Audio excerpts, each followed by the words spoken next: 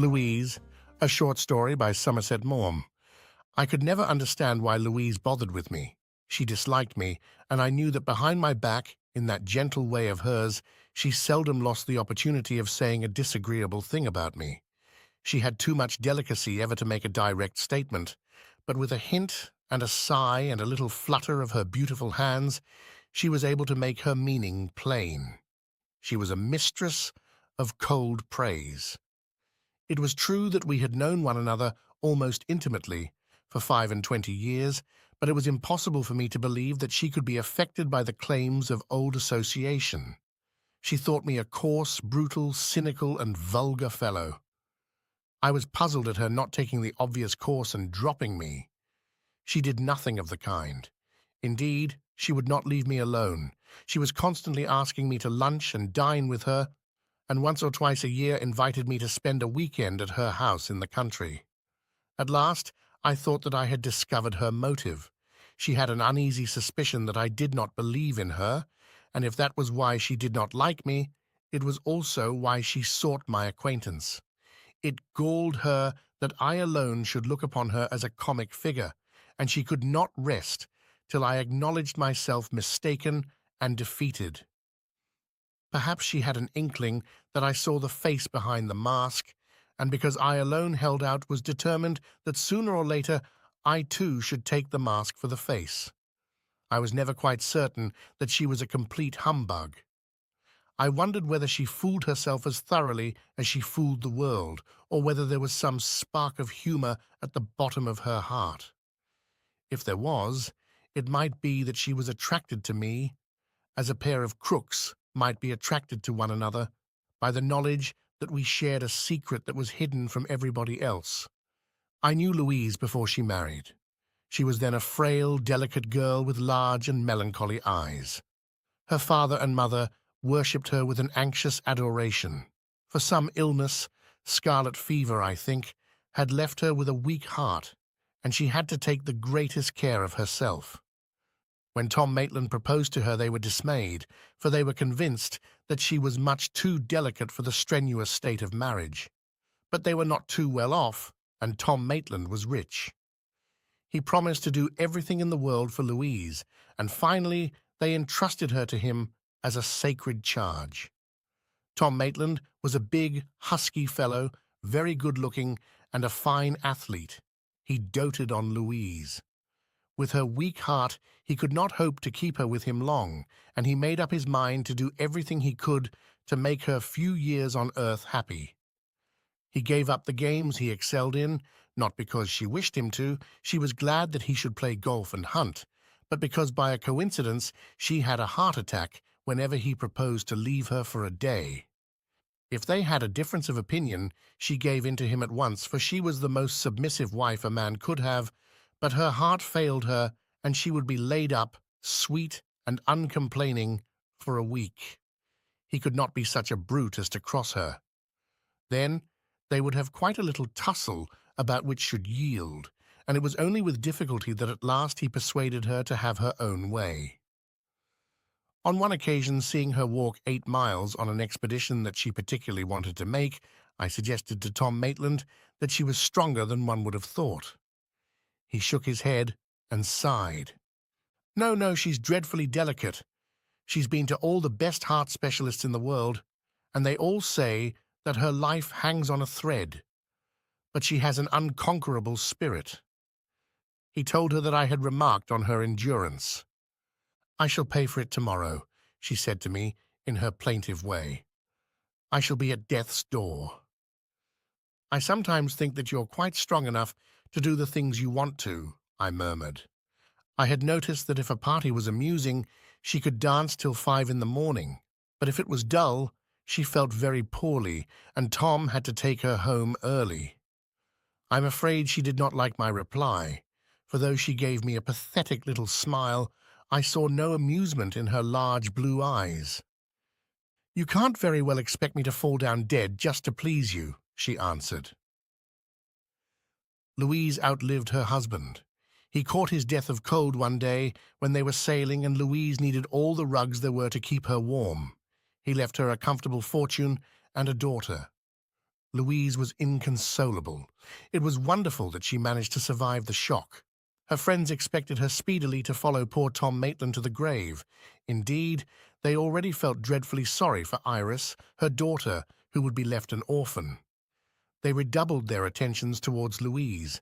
They would not let her stir a finger. They insisted on doing everything in the world to save her trouble. They had to, because if she was called upon to do anything tiresome or inconvenient, her heart went back on her, and there she was, at death's door.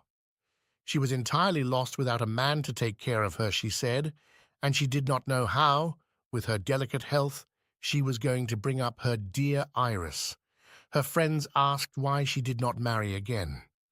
Oh, with her heart, it was out of the question, though of course she knew that dear Tom would have wished her to, and perhaps it would be the best thing for Iris if she did. But who would want to be bothered with a wretched invalid like herself? Oddly enough, more than one young man showed himself quite ready to undertake the charge, and a year after Tom's death, she allowed George Hobhouse to lead her to the altar. He was a fine, upstanding fellow, and he was not at all badly off. I never saw anyone so grateful as he for the privilege of being allowed to take care of this frail little thing. "I shan't live to trouble you long," she said. He was a soldier and an ambitious one, but he resigned his commission. Louise's health forced her to spend the winter at Monte Carlo and the summer at Deauville. He hesitated a little at throwing up his career, and Louise at first would not hear of it, but at last she yielded as she always yielded, and he prepared to make his wife's last few years as happy as might be. "It can't be very long now," she said. "I'll try not to be troublesome." For the next 2 or 3 years, Louise managed, notwithstanding her weak heart, to go beautifully dressed to all the most lively parties, to gamble very heavily, to dance, and even to flirt with tall, slim young men. But George Hobhouse had not the stamina of Louise's first husband, and he had to brace himself now and then with a stiff drink for his day's work as Louise's second husband. It is possible that the habit would have grown on him, which Louise would not have liked at all, but very fortunately for her, the war broke out. He rejoined his regiment, and 3 months later was killed. It was a great shock to Louise. She felt, however, that in such a crisis she must not give way to a private grief, and if she had a heart attack, nobody heard of it. In order to distract her mind, she turned her villa at Monte Carlo into a hospital for convalescent officers. Her friends told her that she would never survive the strain. "Of course it will kill me," she said. "I know that. But what does it matter? I must do my bit." It didn't kill her. She had the time of her life. There was no convalescent home in France that was more popular. I met her by chance in Paris. She was lunching at the Ritz with a tall and very handsome young Frenchman. She explained that she was there on business connected with the hospital. She told me that the officers were too charming to her. They knew how delicate she was, and they wouldn't let her do a single thing. They took care of her well, as though they were all her husbands. She sighed. "Poor George! Who would ever have thought that I, with my heart, should survive him?" "And poor Tom?" I said. I don't know why she didn't like my saying that. She gave me her plaintive smile, and her beautiful eyes filled with tears. "You always speak as though you grudged me the few years that I can expect to live.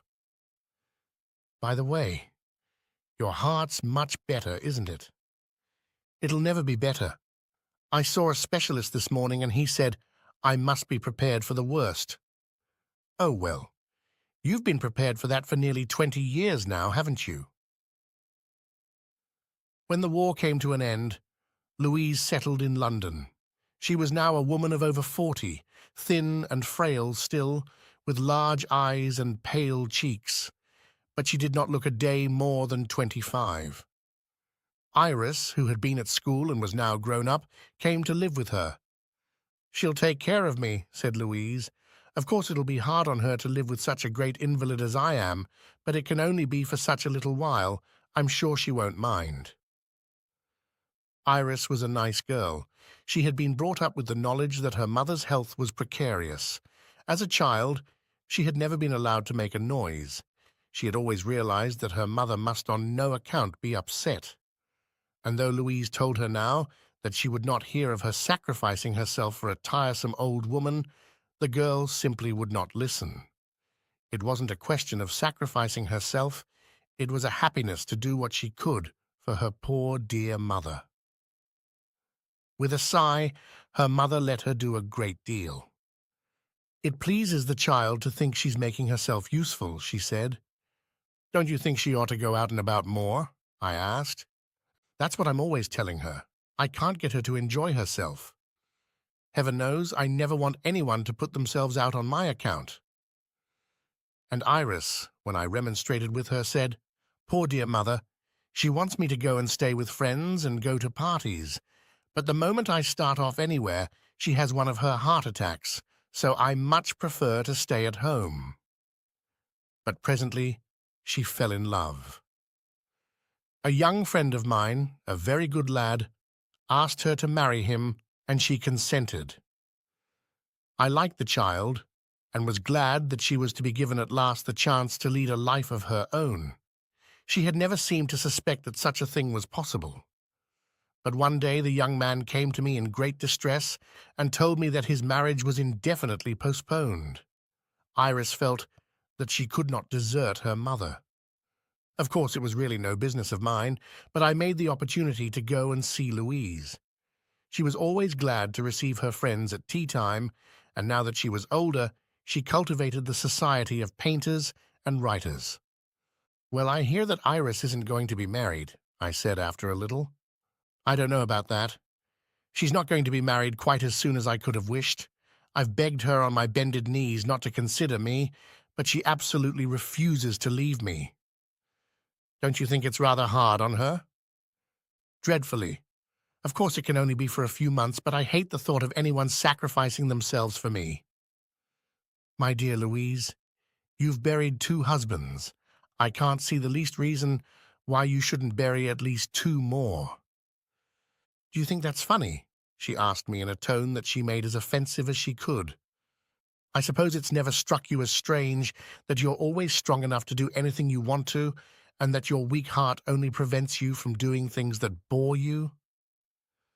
"Oh, I know what you've always thought of me. You've never believed that I had anything the matter with me, have you?" I looked at her full and square. "Never. I think you've carried out for 25 years a stupendous bluff. I think you're the most selfish and monstrous woman I have ever known. You ruined the lives of those 2 wretched men you married, and now you're going to ruin the life of your daughter." No, I should not have been surprised if Louise had had a heart attack then. I fully expected her to fly into a passion. She merely gave me a gentle smile. "My poor friend, one of these days you'll be so dreadfully sorry you said this to me. Have you quite determined that Iris shall not marry this boy?" "I've begged her to marry him. I know it'll kill me, but I don't mind. Nobody cares for me. I'm just a burden to everybody." "Did you tell her it would kill you?" "She made me. As if anyone ever made you do anything that you were not yourself quite determined to do. She can marry her young man tomorrow if she likes. If it kills me, it kills me. Well, let's risk it, shall we? Haven't you got any compassion for me?" "One can't pity anyone who amuses one as much as you amuse me," I answered.